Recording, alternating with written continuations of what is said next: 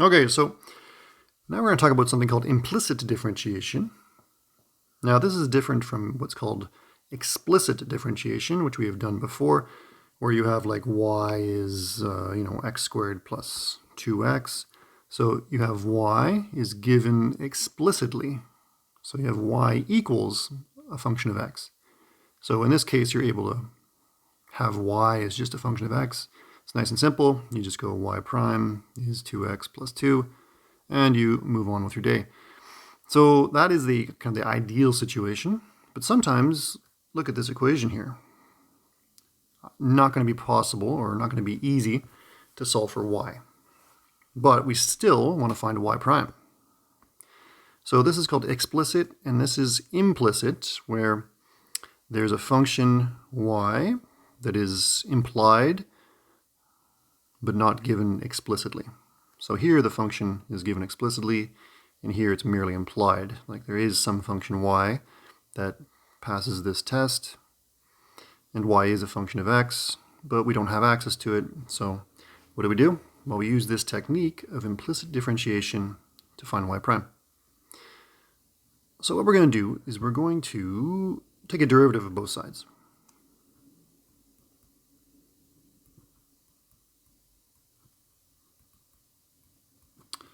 So we prime the left-hand side, and we prime the right-hand side. Now we have to be very careful. The derivative of x cubed is 3x squared. Let's give ourselves some more room. 3x squared. Then we got minus our next derivative, and then plus the derivative of y cubed. So let's just go slowly here. So we prime all three pieces. The x cubed is straightforward. Now the other two pieces, this one and this one, are not straightforward. Let's do this one first. What is the derivative of what is the derivative of y cubed? Well, a lot of you are going to say, well, it's going to be 3y squared, right? However, I would ask you, what's the derivative of x squared plus 1 cubed? What would that be? It wouldn't just be 3 x squared plus 1 squared, now would it? That would not be right. So this prime is not equal to this, right? What are you missing? Well, you're missing your chain rule times g prime, right? So when you have an inside function and you're cubing it, you should be using the chain rule. Now, that's what we have here.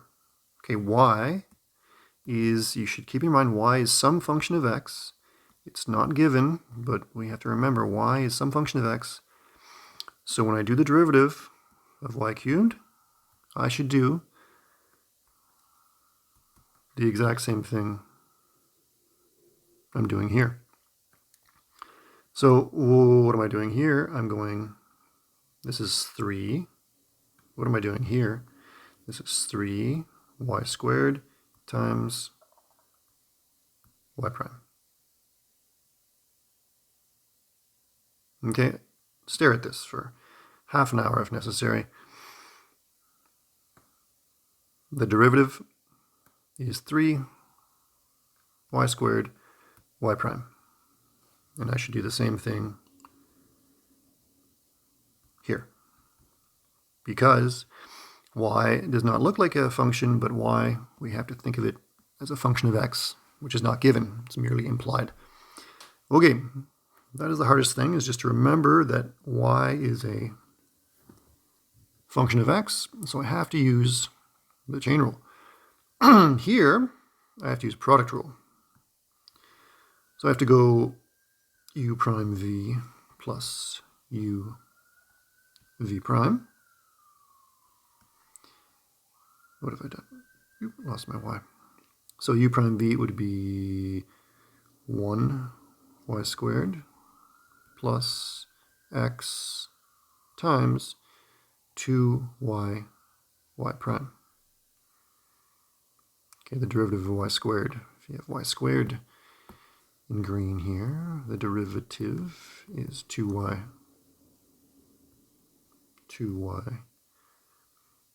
y prime. Okay. For the same reason, over here I got 3 y squared y prime. Here I'm going to get 2y y prime. Okay, this takes a while to sink in, so don't be concerned if you're a little flabbergasted. So let's just soldier on here for now, though. 2x y prime plus 3y squared y prime is 0. Now what do we want? We want to solve for y prime. We're trying to find a derivative here. How can we do that? Well, what I'm going to do is take my y prime terms, this one and this one, and I'm going to collect them together on one side or the other, doesn't matter. Why don't I move them over to the right-hand side? So it'd be 2x y prime with a plus minus 3y squared y prime. So first step when solving a monster like this is to bring all your y prime terms over to one side and everything else on the other side.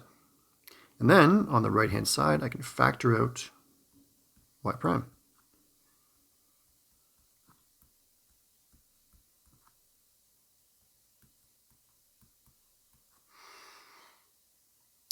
Et finalement, we will have our y prime by dividing both sides by this bracket.